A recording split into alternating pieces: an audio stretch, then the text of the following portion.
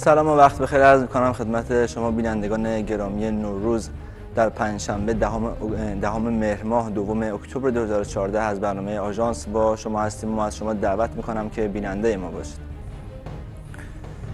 کانتون کوبانی در 17مین روز از 4 سو تحت محاصره است و جنگی ناجوانمردانه علیه آن در جریانه. جامعه جهانی کوبانی را به نظاره نشسته، اما نیروهای مردمی و واحدهای مدافع خلق با توجه به امکانات کوچکی که دارند اراده بزرگ از خود نشان دادند. در دیگر مناطق کردستان و سوریه و عراق هم جنگ در جریان و دیشب نیروهای پیشمرگ و واحدهای مدافع خلق در عملیاتی مشترک منطقه مرزی ربیعه را کاملا از وجود تبهکاران داعش پاکسازی کردند.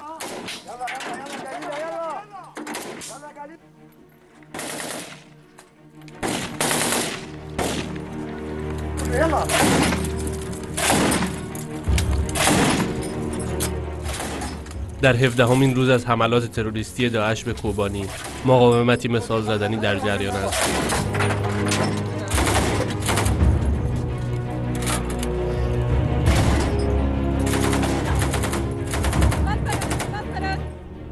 کوبانی، نامی که تا 2 سال قبل کمتر آشنا بود، اینک قلعه مقاومتی است که چشمان بسیاری در دنیا به آن خیره شده.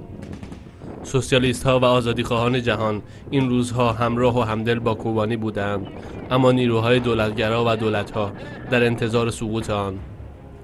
کوبانی با جمعیتی نزدیک به 500,000 نفر در وسط کانتون‌های سگانه در روژاوا در حدود مرزهای سیاسی سوریه و ترکیه قرار گرفته. این کانتون از 17 روز پیش شاهد دور تازه‌ای از حملات بی‌امان داعش بوده.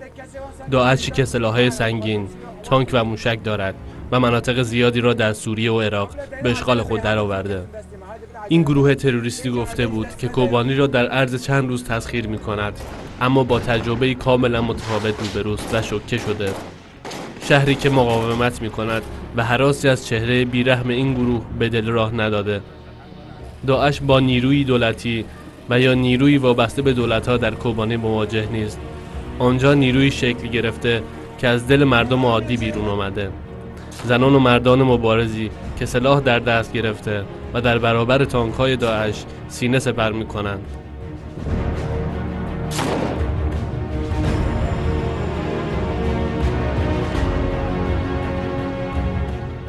هرچند هزینه حمله به کوبانی برای داعش سنگین بوده و از کشته‌هایش پشته ساخته، اما کماکان در صدد انتقام جویی است. جنگی نابرابر که برای داعش و حامیانش گران تمام شده.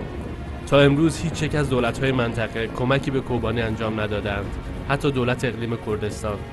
نه یک فشنگ برای مبارزان و نه درمانی برای مجروحان. کوبانی از 3 ضلع تحت محاصره داعش است و از ضلع 4م پنجره‌اش به مرزهای ترکیه باز می شود. مرزهایی که این روزها سیمخواردارهای بیشتری دوران کشیده شده. تانک‌های ارتش در آن مستقر شده و از ارسال کمک‌های انسانی برای کوبانی از هر طریق جلوگیری می شود. نیروهای کرد می گویند این حکومت ترکیه است که تحت لوای داعش حمله می کند. به داعش سلاح و سرمایه می دهد و از اعزام جهادیون و درمان مجروحان داعش در خاکش کوتاهی نمی کند.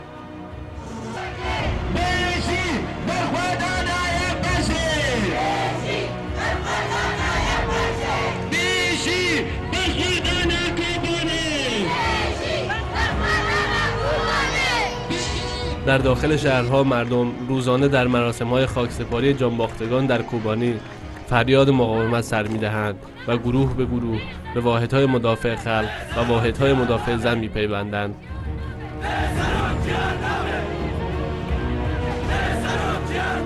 People are fighting for their homes. They're fighting for their way of life. They're fighting not to be oppressed by Daesh. حتی این شهروند آمریکایی که به YPG پیوسته تا آنطور که میگوید از بشریت در برابر توحش داعش دفاع کند.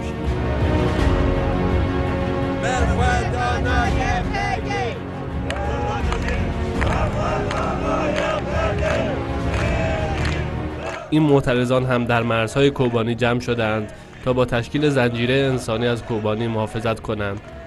آنها در طول 2 هفته گذشته شبانه روز و با بمب‌های گازی، باتوم و آب فشار قوی و یورش نظامیان ترکیه مواجه بودند. چندین و چند تن از جنگ زدگان هم در نوار مرزی از سوی همین نیروها کشته و مجروح شدند. در همین ارتباط رهبر خلق کرد عبدالله اوجالان در دیدار دیروز خود با هیئت نمایندگان حزب دموکراتیک خلق‌ها در جزیره امرالی اعلام کرد محاصره کوبانی تنها محاصره یک شهر نیست، بلکه علاوه بر حمله به دستاوردهای دموکراتیک کردها همزمان ترکیه را وارد بحران خواهد کرد، چرا که اگر داعش موفق به انجام قتل عام در کوبانی شود دیگر فرایند صلح خاتمه پیدا می‌کند. اوجالان با اشاره به اینکه در ترکیه در زمینه حل مسئله کرد دو دستگی وجود دارد و گروهی مخالف و گروهی موافقند، مدافعان صلح در ترکیه را به دفاع از کوبانی فرا خوانده و سرنوشت فرایند صلح را به کوبانی گره زده است. تداعی خاطره فاجعه شنگال در مورد کوبانی و عدم اقدام مؤثر جامعه جهانی برای جلوگیری از تکرار فاجعه نه تنها کردها بلکه دیگر آزادیخواهان جهان را هم به خشم آورده. کشورهای اروپایی این روزها صحنه نمایش این اعتراضات است. معترضان در واکنش به بایکوت خبری کوبانی دست به اشغال تلویزیون‌های دولتی می‌زنند. در فرودگاه‌ها بست می‌نشینند و در مقابل پارلمان کشورها دست به اعتصاب غذا می‌زنند. اما این پایان ماجرا نیست. گویا سرنوشت مقاومت مردمی در خاورمیانه دیگر به کوبانی گره خورده. مانند نبرد تاریخی استالینگراد در زمان جنگ جهانی دوم که در آن جهنم سوزان پرچم فاشیسم آلمان نازی و متحدان آن به زیر کشیده شد.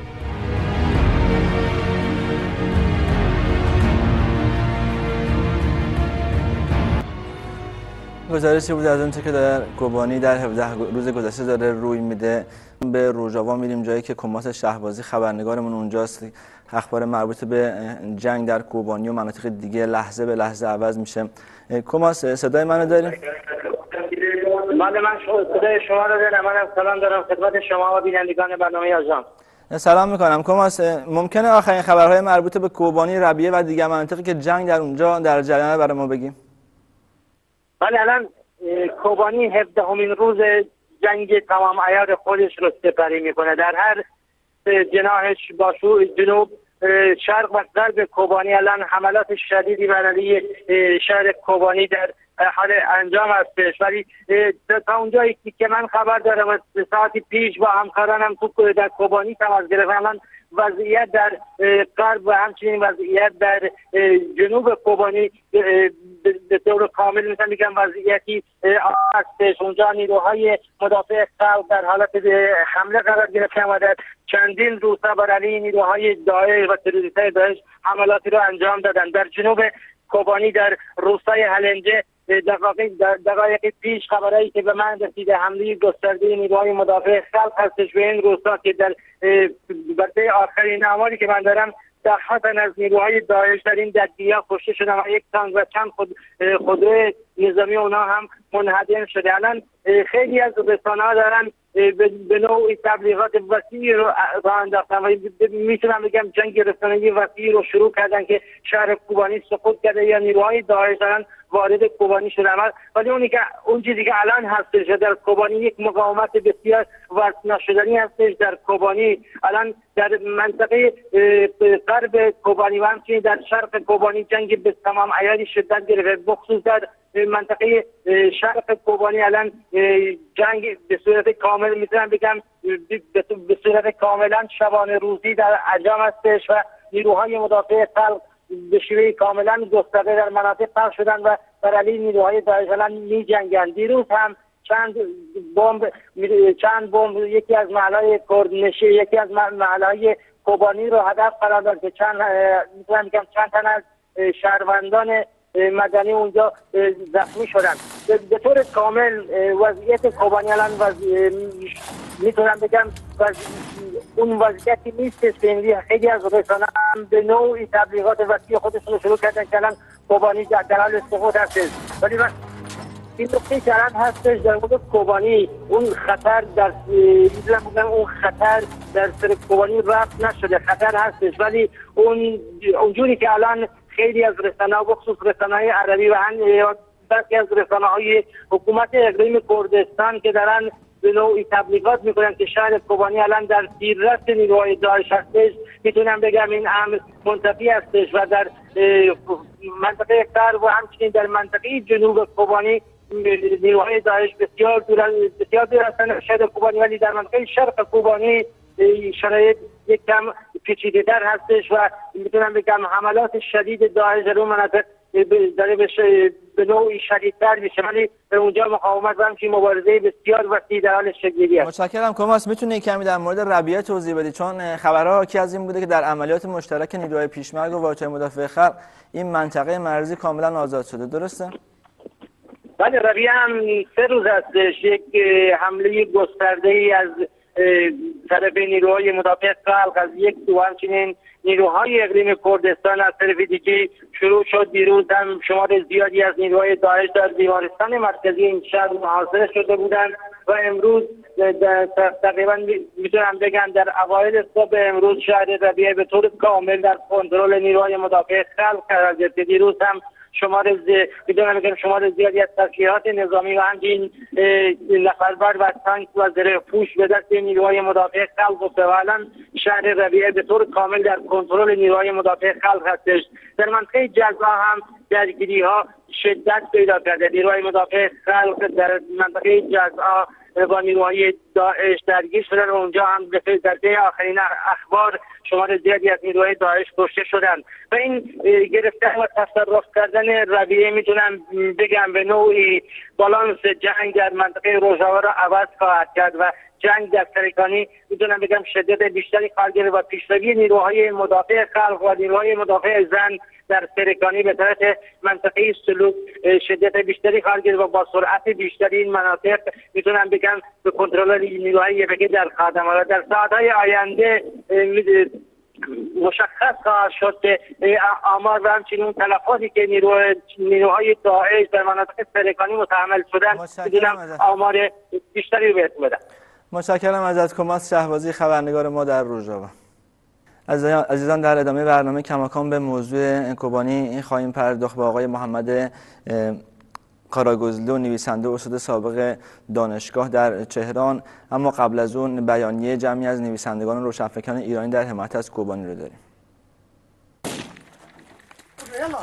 در پی تداوم بحران در منطقه خاورمیانه و ادامه وحشیگری‌های گروه تبهکاران داعش در عراق و سوریه و همزمان با تلاش این گروه برای تصرف مناطقی در غرب کردستان و اقدام به حمله به مردم آن منطقه، گروهی از فعالان و کنشگران ایرانی با صدور بیانیه‌ای خواستار اقدامی فوری برای رویارویی با این وضعیت و توقف اقدامات این گروه تروریستی شدند. این بیانیه که خطاب به نیروهای آزادیخواه و وجدانهای بیدار جهان نوشته شده با اشاره به کانتون‌های سگانه کردها و خودمدیریتی دموکراتیک در این بخش کردستان بر همزیستی مسالمت‌آمیز خلق‌ها در کانتون‌ها ضمن پذیرش تفاوت‌های قومیتی، مذهبی و فرهنگی تأکید کرده و نسبت به خطر جدی و بروز فاجعه انسانی در نتیجه حمله به آنها هشدار می‌دهد. بیانیه تصریح می‌کند که مردم غرب کردستان در حالی که با سانسور شدید خبری و محاصره اقتصادی، سیاسی و نظامی با تهدید نسل کشی روبرو شده‌اند، بیش از 1 سال است در حال نبرد با نیروهایی هستند که جهانیان آنها را تنها از 3 ماه پیش شناختند. نویسندگان این بیانیه با استفاده از عبارت کوبانی اکنون در محاصره فاشیسم سیاه قرار گرفته است، به همکاری دولت‌های منطقه و همگامی با بدهبستان‌های مبتنی بر سیستم لیبرال سرمایه‌داری مالی جهان اشاره کرده و نوشتند این دولت‌ها با ایده‌های باز تأسیس خلافت در منطقه و نیز کشتار گروه‌های قومی و دینی از ایزدی‌ها و مسیحیان گرفته تا شیعیان در پی فتح سنگر و کانون مقاومتی برآمدند که خود به تنهایی به سمبل مقاومت تمامی نیروهای دموکراتیک و آزادیخواه جهان تبدیل شده است. آنها سپس در مقام مقایسه مقاومت تکین کوبانی در مقابل هجوم همه جانبه فاشیسم سیاه را یادآور حماسه مقاومت رهایی بخش در تشکیل بریگارد بین المللی در دفاع از نیروهای آزادیخواه اسپانیا در مقابل فرانکو و نیز مقاومت استالینگراد در جنگ جهانی دوم می‌دانند و تأکید می‌کنند آنچه نبرد کوبانی را به نمادی از مقاومت تبدیل کرده، گره خوردن اراده انسان‌هایی است که نظم ناعادلانه موجود را نپذیرفته و در برابر این مثلث شوم، نظام سلطه جهانی ارتجاع و دست نشاندگان منطقه‌ای سرود مقاومت سر داده و عزم راستین و وفاداری خود به آرمان رهایی نوع بشر را ملاک سنجش حقیقت قرار دادند. این بیانیه در همین راستا همکاری آشکار و نهان دولت ترکیه با این نیروها را در راستای گسترش هژمونی این دولت بر منطقه دانسته که در کشتار مردم بی‌دفاع کوبانی نقش ایفا می‌کند.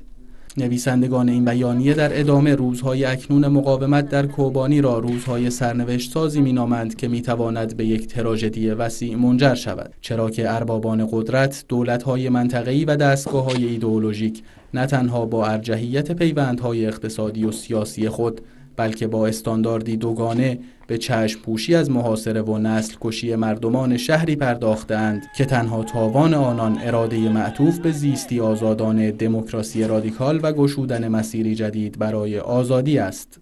امضا کنندگان این بیانیه در پایان ضمن محکوم کردن استانداردهای دوگانه مدعیان حقوق بشر در مورد این فاجعه، سکوت و بی‌طرفی در برابر تجسم این توحش ناب، عدم همراهی با تجربه نوین کردها و خواست دموکراسی رادیکال در منطقه و چشم پوشی از مسئولیت اخلاقی سیاسی را کمک به گسترش هرچه بیشتر ارتجاع و فاشیسم سیاه دانسته و با عبارت کوبانی را تنها نگذاریم خواستار شکستن این سکوت شدند.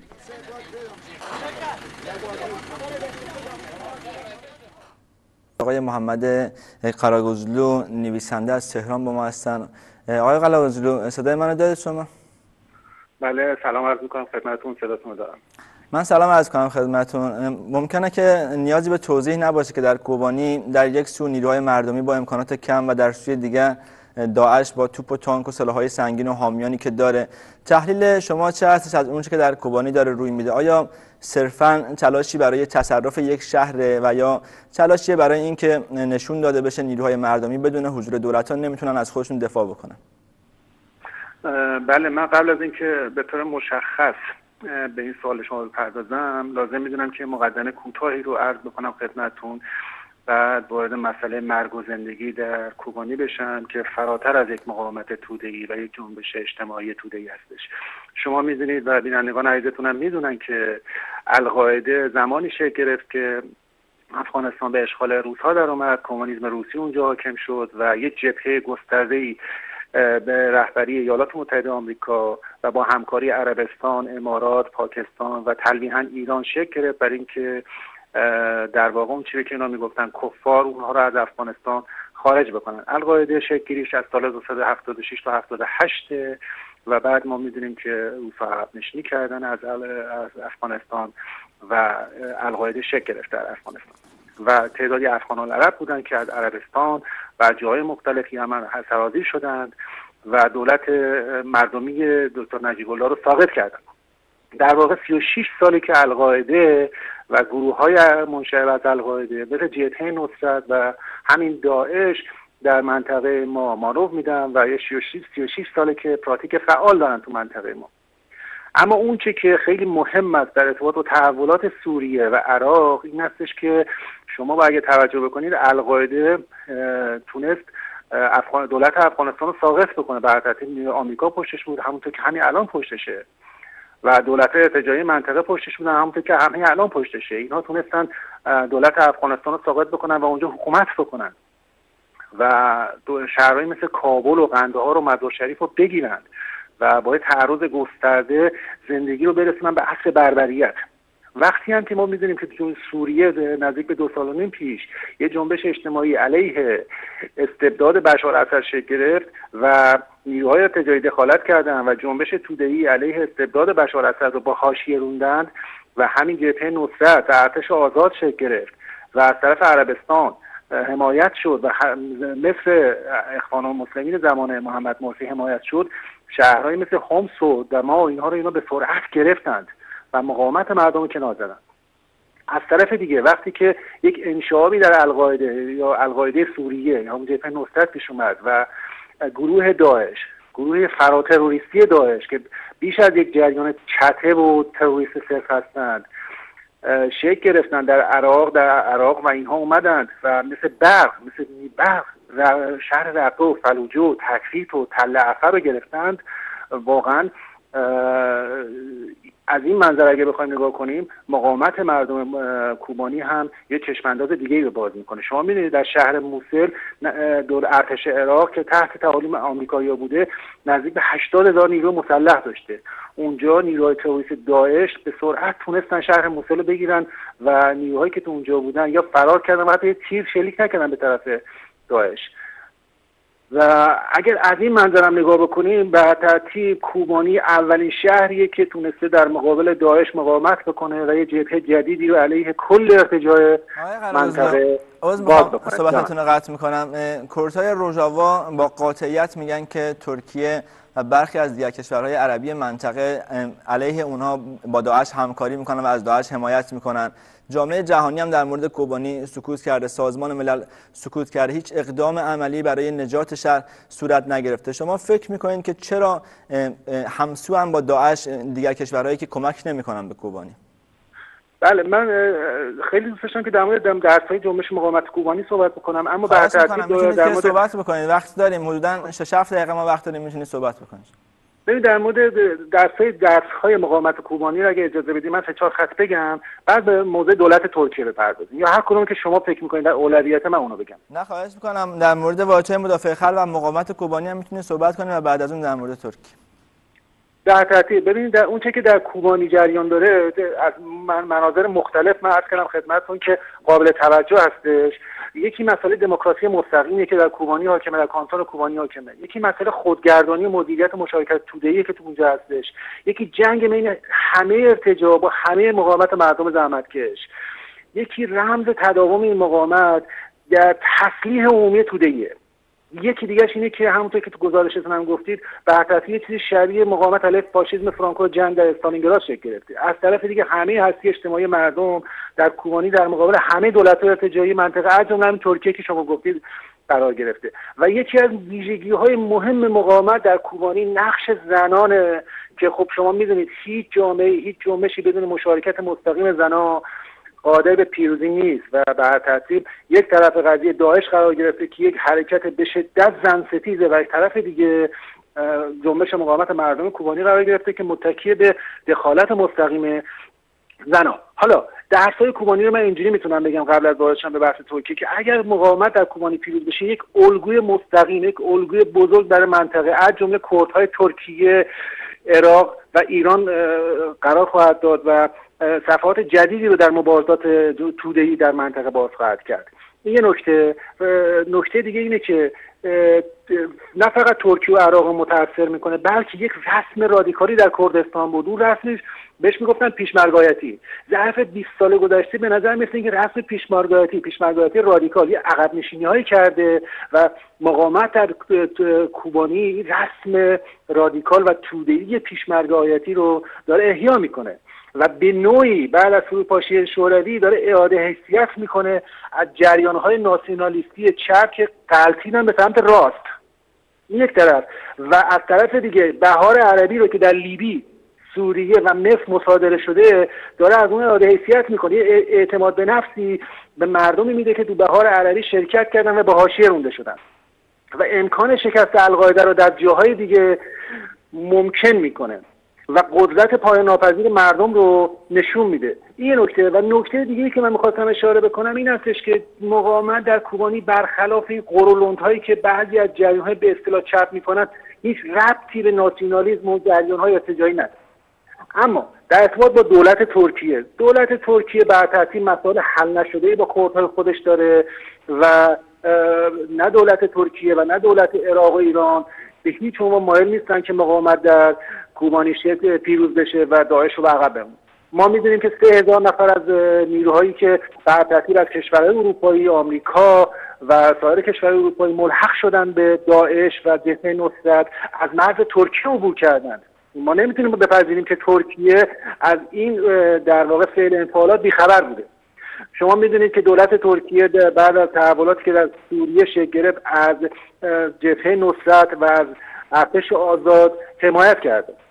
از طرف دیگه در ظرف چند روز گذشته شما میدونید که تعداد زیادی از جوانهای کرد مایل بودن که به مقاومت در کوبانی ملحق بشن و نیروها دولت ترکیه مانع از این شد که اینها ملحق بشن به به مقاومت در کوبانی. این یه طرفه. به اخبار نگران کننده میرسه که زخمی های داعش در بیمارستان های ترکیه پذیرایی میشن و اصلا یه مسئله دیگه این هستش که خود دولت حریم که در کردستان هستش به نوعی نفوذ مستقیمی داره در ترکیه و دولت ترکیه با دولت حریم یک اتحاد نانوشته یا نوشته شده‌ای دارند و ما میدونیم که دولت حریم هم نسبت به اون چه که در کوبانی میگذره تقریبا موضوع پاسیفیستی و منفعل داره. شما در دیروز تصاویری رو از تلویزیون الجزیره دیدید که نیروهای تروریست داعش میرفتن و اتومبیل‌های مردم پناهنده، مردم مهاجر، مردم آواره رو برمی داشتن جلوی چشم نیروهای ارتش ترکیه و اینا حتی یک گلوله به طرف داعشی‌ها شلیک نمی‌کردن. بهانه‌شون این هستش که در ترتیب مجلس ترکیه موافقت نکرده. من اینو میخوام جمع‌بندی بکنم که اگر چنانچه مقاومت گریلاهای PKK حالا یا نوع مشابه اونها در کوبانی پیروز بشه، الگوی جدیدی برای جنبش مقاومت در حتی ترکیه باز خواهد شد و دولت ترکیه در موضع ضعف قرار خواهد گرفت و به همین خاطر شاید که دولت ترکیه مایل نیست حتی در ائتلافی که آمریکا و ناتو تشکیل داده علیه داعش شرکت بکنه. سپاسگزارم. حدوداً 1 دقیقه وقت داریم آقای قراگزلو. شما اشاره کردید که دولت‌های منطقه مایل نیستن که مقاومت کوبانی پیروز بشه. با توجه به این آزادیخواهان جهان و سوسیالیست‌ها چقدر مهمه که مقاومت کوبانی رو متعلق به خودشون بدونن و ازش دفاع کنن؟ حدوداً 1 دقیقه فقط وقت داریم. خیلی خلاصه من خدمتتون عرض بکنم. ببین ظرف 35 6 سال گذشته 40 سال گذشته سوسیالیست‌ها یک عقب نشینی کردن در مقابل تعرض نئولیبرالیسم اومدش که جامعه را تبدیل به فرد بکنه. اون چه که در کوبانی میگذره دقیقاً تعرض علیه نئولیبرالیسم و فرد شدن جامعه هم هست. شما اونجا یک جنبش توده‌ای و مردمی رو می‌بینید که آحاد مختلف، زنان، جوان‌ها، دخترها دارن شرکت میکنن و این عمیقاً یک جنبش توده اجتماعی که میتونه ممکنه کسی بگه که آقا این جنبش سوسیالیستی نیست، تضاد بین کار سرمایه نیست. اینا رو ما هم میفهمیم، اگرچه این با متون کلاسیک بررسی بشه خب واضحه که تضاد بین کار سرمایه نیست، اما اون چه مقاومتی که در کوبانی میگذره یک مقاومت در راستای یک مبارزه دموکراتیکه که میتونه با یک میانجی به طرف سوسیالیسم هم ختم شه و به نظر میرسه که بعد ظرف 35 سال گذشته اولین تعرض و گسترده ترین و مهمترین تعرض و جدیترین تعرض به نئولیبرالیسم که خواست جامعه رو تبدیل به فرد بکنه. در نتیجه سوسیالیست‌ها در همه جای جهان باید علاوه بر همپوشانی‌های نظری و تحلیلی تا اونجا که میتونن به هر شکل از طریق اکسیون‌ها در سطح اروپا و حتی منطقه مشارکت بکنن و با برادران و خواهران کرد خودشون در کوبانی احساس همدردی و به شکل نظری و پراتیک داشته باشن. سپاسگزاریم از شما آقای محمد قراگزلو. روز خوب برای شما و بینندگان عزیزتون میخوام.